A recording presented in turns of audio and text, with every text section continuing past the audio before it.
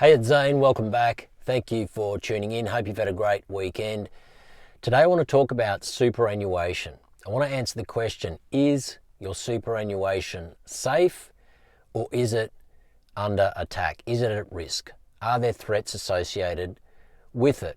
And why is it that more and more people now are starting to realise that they want to take control of their retirement accounts, of their superannuation? They want to roll over their industry fund, their third-party management of their superannuation. They want to take it into a system where they control it, called a self-managed superannuation fund. And specifically, people are doing this for one primary reason, and that is that they know that in an SMSF they can actually acquire the only truly decentralized asset on earth, and that is, of course, Bitcoin. And so I want to speak to this today because this is a trend that is really starting to gather steam now. I have conversations with people every single week on Zoom, people who book coaching calls with me, and they're letting me know that they are making some changes. They are not feeling great about their industry super fund, and they're looking to roll it over into a self-managed fund specifically so that they can acquire a meaningful allocation, a meaningful amount of Bitcoin. And so I want to share with you why I think this is happening and why I think this is going to continue to be a trend over the coming little while. And I think it really boils down to one main central theme to all of this, and that is that people are essentially nervous. People are nervous about counterparty risk. They're nervous about inflation, the value of their retirement savings being diluted, depleted, not keeping up with inflation, which essentially means if you have an industry superannuation fund that is underperforming true inflation, what does that actually mean? What it means is that for every year that goes by that you do nothing about that, you're essentially going backwards. And, this is a reality that people are starting to wake up to now because, if you have 10, 12, 15 years until retirement and you're not paying attention to this stuff, the reality for most people is that they're going to get to the age 60 or, 64 on the cusp of retirement, and they're going to have a problem. They're going to have a big wake-up call. They're going to realise that they simply do not have enough. Because there's one thing that we know absolutely for sure into the future, and that is that inflation is not going to stop.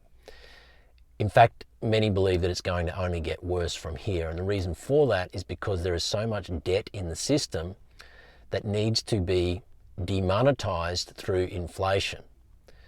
And what that means is that they need to keep debasing the currency, drive inflation through money printing, through currency expansion, not just to fund their spending programs, which they can't collect enough in taxation in order to fund because it would always be politically unpopular, but they also need to ensure that asset prices stay up, they stay inflated, they continue to grow.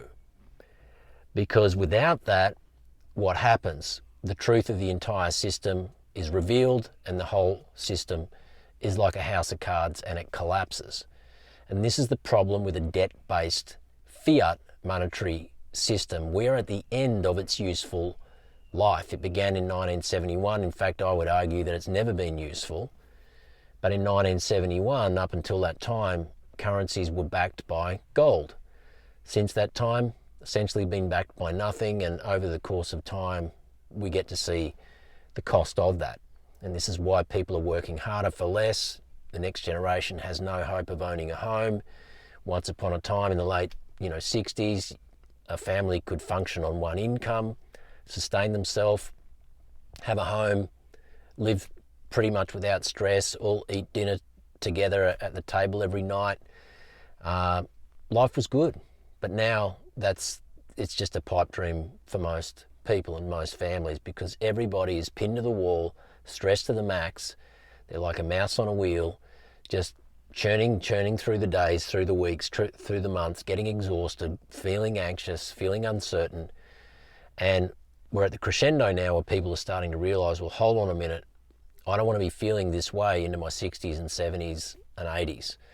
And so I need to do something about this now while I can, before it's too late.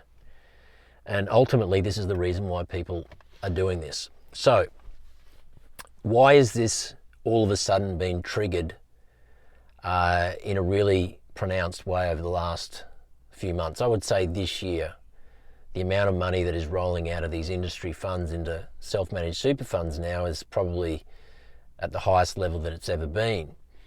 And I think a couple of reasons. Number one is that earlier this year, there were a number of high-profile, very well-known industry superannuation funds such as Rest, Host Plus, Insignia, Australian Super, that were the subject of a cyber attack. And we're told that there was only something like $500,000 that were actually lost, that disappeared in this particular attack, but there was a lot of anxiety and uncertainty for a period there where people were wondering whether or not their superannuation was in fact safe. Now, like I say, we only know what we're hearing in the financial reports and on the news, and we're told that for the most part everybody's savings are still okay, but you certainly wouldn't want to be in the group or the few people or whoever it might be that did lose money, because for you it's not okay. And so that was kind of wake-up call number one, just this realization that, hang on a minute, this savings account that you just diligently allocate to over a number of years, over decades in fact, that you don't really pay much attention to, the prospect that it could actually be wiped out overnight, that's a scary proposition for most people, particularly, like I say, people who are in their 40s, 50s, 60s, who are saying to themselves, well, look, I don't really have much time to rebuild if that was to happen. The other thing is that very recently, in the last few weeks, we had a major industry fund called First Guardian that went down to the tune of $1.2 billion. $1.2 billion. And that money has essentially been lost. From all accounts, everybody who was tied up in that, and I think it was about 12,000 Australians, that money is not coming back. And so, you know, again, if you Google this, you'll see the articles, the reports, the news broadcasts on this, where there are real people who have said that, what am I going to do? I've lost $200,000, $300,000, $400,000 in superannuation that I was counting on to access in my 60s. And some of these people are in their late 50s. And so this is a big problem. And these are the reasons why people now are starting to look to Bitcoin, because they're saying, well, hold on a minute. If there is an asset sitting over here that is built for chaos, that is a completely decentralized asset that has no CEO, no counterparty, nobody to change the rules, nobody to control it, a decentralized protocol that has never been hacked, the most secure computational network humanity has ever seen.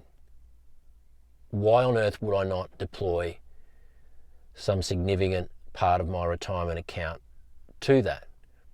And this is what people are starting to realize.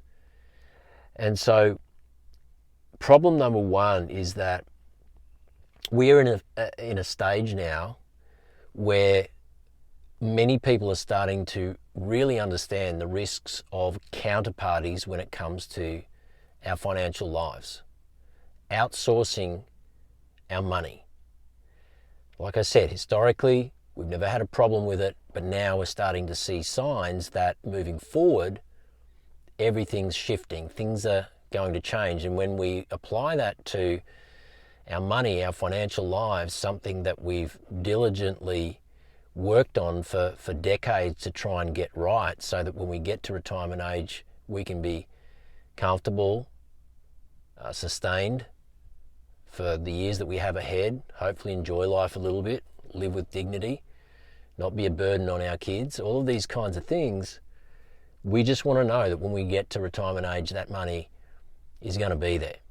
So, counterparty is a big, big issue now that people are really starting to pay attention to, and Bitcoin is the only asset where there is no counterparty at all. And that's a beautiful thing, because it means that there's nobody who can mismanage or do the wrong thing with your money. That's very, very powerful stuff. So, I would argue that if you want to outsource your entire financial life, I'm not saying that, we don't require counterparty to certain assets that we hold. Real estate is an obvious one. We never really own our real estate. All that we really have on it is a paper claim, a title deed that puts our name on it for as long as we're, paying the land tax and the rates and everything that goes with it. But are we ever really owning that asset? With Bitcoin, we have absolute ownership. We own the key to the vault that controls that Bitcoin on the Bitcoin blockchain, and nobody can take it off you unless they pry it out of you, they coerce it out of you. And we've never had an asset like that. So it's really, really important to understand what Bitcoin is and why it mitigates the counterparty risk associated with all other assets. Number two, we also know that governments are changing the rules now. Now, obviously, if you have something like Bitcoin sitting in a self-managed super fund, everything has to be done in a fully compliant way, because essentially, if you're going to take control of your superannuation, they will allow you to do that, but you have to follow the rules. And so it's really important to understand that if you are going to set up a self-managed super fund, you do it with somebody compliantly who knows exactly what they're doing. They set everything up with the right statement of advice, trust deed, setting it up with the right bank, and then you set up your account with a broker who can set up that account in the name of this newly formed SMSF so that you can buy your Bitcoin. And then, of course, the next stage to all of that is to make sure that you are the custodian of that Bitcoin, and then you just need to satisfy the annual audit to ensure that you still have that Bitcoin. You haven't sent it somewhere else, you're not commingling it with other assets that you have or other Bitcoin that you might own. And so long as you do all of that, you're able to do it. And so, this is something that more and more people are starting to pay attention to. They don't like the fact that, there are counterparty risks associated to this superannuation generally to other assets, and they just want a piece of an asset of a monetary protocol that does not have any of that. And this is why Bitcoin is a very, very attractive proposition, because even if you have an SMSF and you have all of your funds within your SMSF tied to a centralized, share portfolio managed fund on some kind of an online brokerage or third-party brokerage account, in a worst case scenario, those assets could also be at risk, particularly if there was some form of, cyber threat to those particular institutions, any form of capital controls, anything that could potentially prevent you from accessing your money in a worst case scenario. The way that is mitigated is if you hold Bitcoin in complete self-custody. And so it's just important to understand these things. The other thing is, of course, underperformance. People know that their superannuation is not keeping up with real inflation. This is a problem. Particularly if you have that 10 to 15 years till retirement, you can't afford to keep your money stored in a fund doing 7 or 8%. Because in 10 years, all that's going to do is to double that money. And we know that inflation is running at far greater rates than that. And so, if you're got your money parked in a fund that's only doing 7 or 8% when true inflation is running at 5, 6, 7% more than that, again, you're essentially selling out your financial future through no fault of your own. You're just doing what you've always done, and that is keep your money in an asset or a portfolio that, historically speaking, 7 or 8% was regarded as pretty normal and pretty standard and pretty okay. But when you have inflation through money printing running at maybe 13, 14, 15%, you're going backwards. And again, this is a revelation, this is a realization that people now are paying attention to, because they know there's an enormous opportunity cost associated with leaving their money in a super fund that's only doing 7 or 8%. And the Australian Superannuation Fund Association puts out these statistics. They will tell you, if you look it up on their website, they'll tell you exactly how Australian industry funds have performed over the past 10 years. And that will verify for you that they are doing, that 7 or 8%. You probably only need to look at your own retirement account, your own superannuation performance, call up your industry super fund and ask them for an annual statement on how it's performing. And I guarantee you that's what you're going to find. So we have to understand that things are changing now. If you don't strategically pay attention to your superannuation, that is going to be a problem into the future. And maybe you've got millions of dollars in super and maybe you're going to be okay. And there would be a small faction of society that will be. But you just got to ask yourself, in an environment where there are cyber threats, in an environment where there is counterparty risk, in an environment where these funds can and will and do go down and collapse, and people's funds that have been entrusted to these institutions can disappear, that is a problem. That is a problem. So why Bitcoin? Because Bitcoin is decentralized. There is no CEO. There is nobody to misappropriate or mismanage the money. It is run by consensus. It is the only monetary network in history that is fixed, finite, cannot be changed. And that makes it an extremely attractive proposition to store your economic value, your savings that you've accumulated over a long period of time. Because when you store your value in Bitcoin, you do it safe in the knowledge that nobody can steal that value from you. Particularly if you do it correctly. Don't buy ETFs, don't buy treasury companies. They're okay for some people, but for most people, the best thing you can do is to simply buy Bitcoin, real Bitcoin, and take it into self-custody. And that's essentially why Bitcoin was created. It was created as an escape hatch, as a way to protect and preserve your value in a way that cannot be seized, that cannot be changed, that you don't require permission for. There's no counterparty involved. And so this is why people are moving to Bitcoin. The other reason they're moving to Bitcoin is because they know that Bitcoin's historical compound annual growth rate over the past, 7 years, it's running at 59%. The past 10 years, it's up around 80%. And so even if you just say 50% for the next 10, may do that, it may not, but if we know it's done 59 to 80 over the past 10, if it was to do 50% over the next 10, for every $100,000 you've got in Bitcoin, you're going to generate about a 50x, which is essentially around $5 million.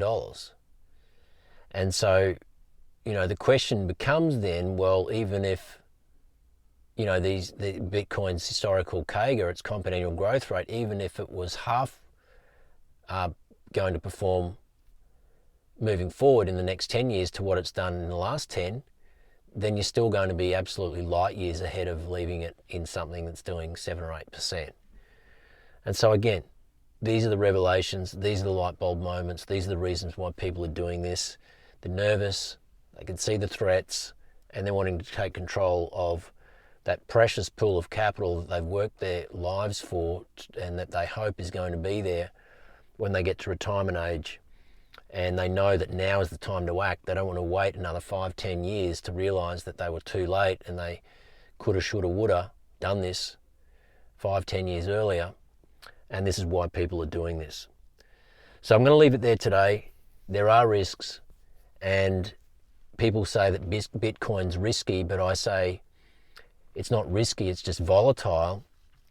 I mean, it's never been hacked. It's withstood every threat that's been thrust upon it over the past 16 years. Nobody's been able to stop it. It's so decentralized now, it can't be stopped. This is why institutions and governments are now buying it. And so it's really up to you to just do the work on Bitcoin and then to develop your own confidence and conviction around it, and then make decisions that are informed so that you can start taking care of your own financial future. And ultimately, this is what it's all about. So I hope you got some value today. Please leave your comments in the comments section below. If you do need to book a call with me, I'd love to meet you on Zoom. We can go through this. I can answer any personal questions you may have, guide you in the right direction for you with the simple next best steps. Other than that, I want to thank you for tuning in. Have a great afternoon. This is Zane signing out. Bye for now.